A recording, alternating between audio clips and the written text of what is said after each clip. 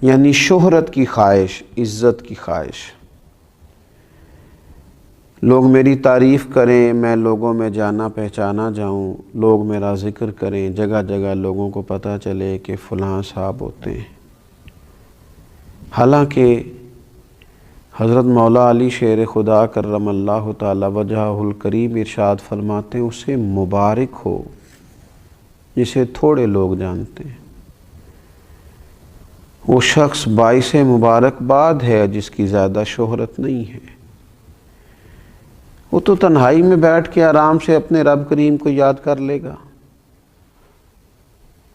تو ایک بڑی بیماری دل کی، شہرت حاصل کرنے کی بیماری، اپنا آپ بتانے کی بیماری، اپنے آپ کو لوگوں کے سامنے بڑا ظاہر کرنے کی بیماری، یہ اتنا تکلیف دہ امر ہے کہ اس نے پوری دنیا کے اندر ایک عجیب سی دوڑ لگا دی۔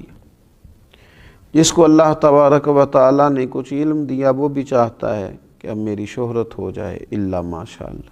اگر کسی کو اللہ تعالیٰ نے کوئی صلاحیت دی ہے، کسی شعبے میں مہارت دی ہے، تو اس کو اس مہارت کے ساتھ شہرت بھی چاہیے۔ اللہ نے پیسہ عطا کیا ہے اپنے فضل سے، تو بجائے اللہ تبارک و تعالیٰ کی مخلوق پر خرچ کرنے کے، وہ اسے شہرت کا باعث بنانا چاہتا ہے، وہ آگے بڑھنا چاہتا ہے۔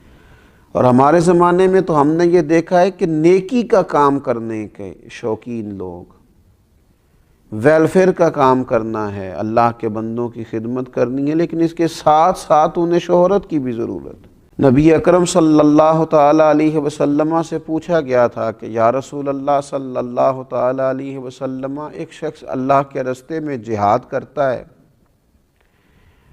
اس کی دو نیتیں ہیں، اس کے دو ارادے ہیں، وہ اللہ کو بھی راضی کرنا چاہتا ہے اور یہ بھی چاہتا ہے کہ لوگوں میں اس کی شہرت ہو جائے۔ ایسا نہیں ہے کہ رضا الہی کی نیت ہی سرے سے موجود نہیں ہے، رضا الہی بھی چاہتا ہے اور ساتھ یہ بھی چاہتا ہے کہ میرا نام ہو جائے لوگوں میں۔ تو آپ کیا فرماتے ہیں؟ تو حضور علیہ السلام نے جو فیصلہ دیا وہ سمجھنے والا ہے۔ حضور فرمانے لگے، اسے اللہ کی بارگاہ سے کوئی اجر نہیں دیا جائے گا۔ رب چونکہ وحدہ لا شریک ہے، وَإِلَٰهُكُمْ إِلَٰهٌ وَاحِدٌ لَا إِلَٰهَ إِلَّا هُوَ الرَّحْمَٰنُ الرَّحِيمُ۔ وہ وحدہ لا شریک ہے، تمہارا معبود، تو وہ فقط اسی عمل کو پسند کرتا ہے جو خالص اللہ کی رضا کے لیے کیا جائے۔ تو یہ جو شہرت کی طلب ہے، یہ جو ہوس ہے، یہ جو ہرس ہے، کوئی بھی نیک کام کرنا تو خواہش پیدا کر لینا کہ میری تعریف ہو، کہا جائے۔ ہاں ایک بات ہے، ایک شخص چاہتا نہیں ہے لیکن اللہ اس کی شہرت کر دیتا ہے، تو یہ مالک کا فضل ہے۔ اس کی طلب نہیں تھی، خواہش نہیں تھی۔ آپ دیکھیے انبیاء کرام علیہ السلام کو کتنی شہرت ملی دنیا میں، خلفائے راشدین کو کتنی شہرت ملی، اللہ کے نیک بندے اولیاء اللہ کو کتنی شہرت ملی۔ وہ خود بخود اللہ تعالیٰ ان کے لیے اہتمام فضل کر دے، ان پر کرم ہو جائے، وہ بات الگ ہے، لیکن اپنی خواہش پیدا کرنا اور ہمہ وقت اس طلب اور تڑپ میں رہنا کہ ہمیں اللہ تبارک و تعالیٰ کوئی ایسا نظام کر دے کہ ہم مشہور ہو جائیں، یہ طریقہ درست نہیں ہے۔ اہل یہود کی یہ عادت قرآن مجید نے بیان کی، ان کا طریقہ بیان کیا اور فرمایا لا تحسبن الذین یفرحون بما اتوا ویحبون ان یحمدوا بما لم یفعلوا۔ فرمایا ہرگز نہ سمجھنا انہیں جو خوش ہوتے ہیں اپنے کیے پر اور چاہتے ہیں کہ بے کیے پر بھی ان کی تعریف کی جائے۔ ایسا کام بما لم یفعلوا جو انہوں نے کیا ہی نہیں، اس پر بھی چاہتے ہیں ان کی تعریف ہو۔ جو اہل نہیں ہے جس چیز کے، اس پر بھی وہ تعریف چاہتے ہیں۔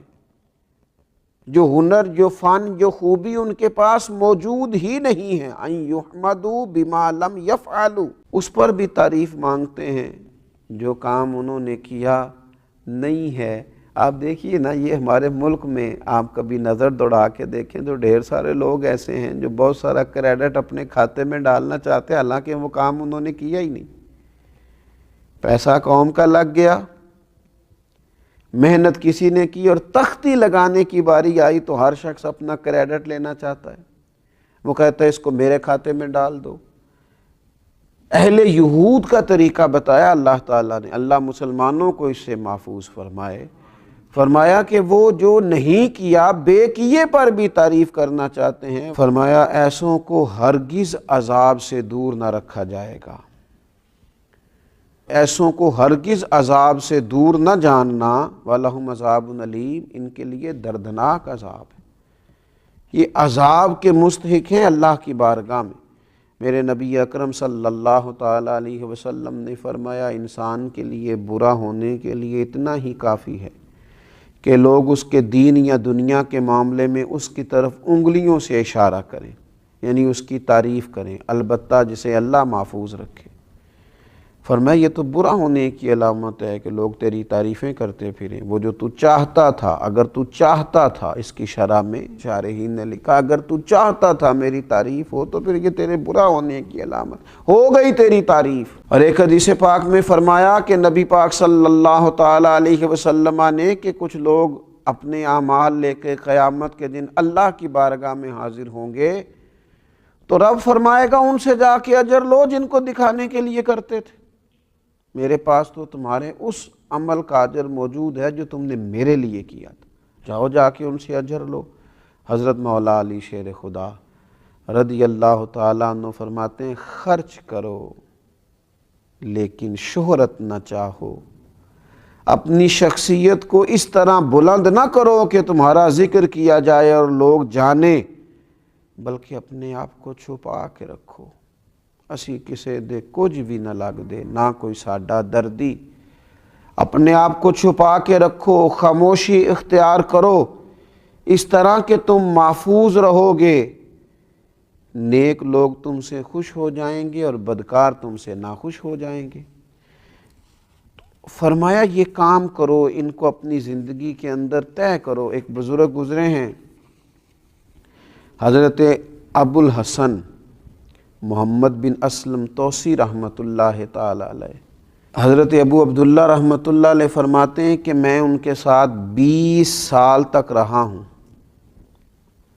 میں نے نہ انہیں صرف فرائض اور واجبات ہی ادا کرتے دیکھا ہے، فرض نماز پڑھتے، واجبات ادا کرتے اور وہ اپنے حجرے میں چلے جاتے۔ 20 سال کے بعد سمجھ آئی کہ یہ وہ شخص ہے جو گھنٹوں اپنے رب کی عبادت کرتا ہے، یہ وہ شخص ہے جو گھنٹوں بیٹھ کر تلاوت قرآن کرتا ہے، حضور علیہ السلام پر درود و سلام عرض کرتا ہے، لیکن 20 سالوں میں نے انہیں جتنی بھی عبادت کرتے دیکھا، چھپ کے کرتے دیکھا۔ پوچھنے والے نے پوچھا تو فرمانے لگے جس کے لیے کرتا ہوں وہ دیکھتا ہے، جس کی رضا کے لیے کرتا ہوں وہ آشنا ہے، اور میرے عمل سے بھی آشنا ہے اور میرے دل کی کیفیت سے بھی آشنا ہے۔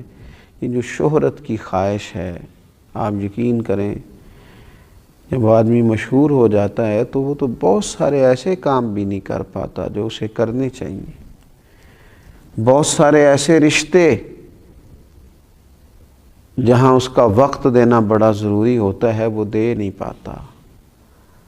وہ تو چاہتا ہے کہ میں کبھی تنہائی میں بیٹھ کے رو لوں، پر وہ تو رو بھی نہیں پاتا۔ وہ چاہتا ہے کہ کبھی مجھے کوئی موقع ملے جہاں میں کوئی خیر کا کام کر لوں، کر نہیں پاتا۔ شہرت کی بلندیاں اور یہ عروج، یہ بہت سارے ایسے معاملات کرتا ہے جس سے انسان روحانی طور پر جو بہت مضبوط ہو سکتا ہے ہو نہیں پاتا۔ اٹھ بلیا چل اوتھے وسیے جتھے وس دینی سارے انے، اٹھ بلیا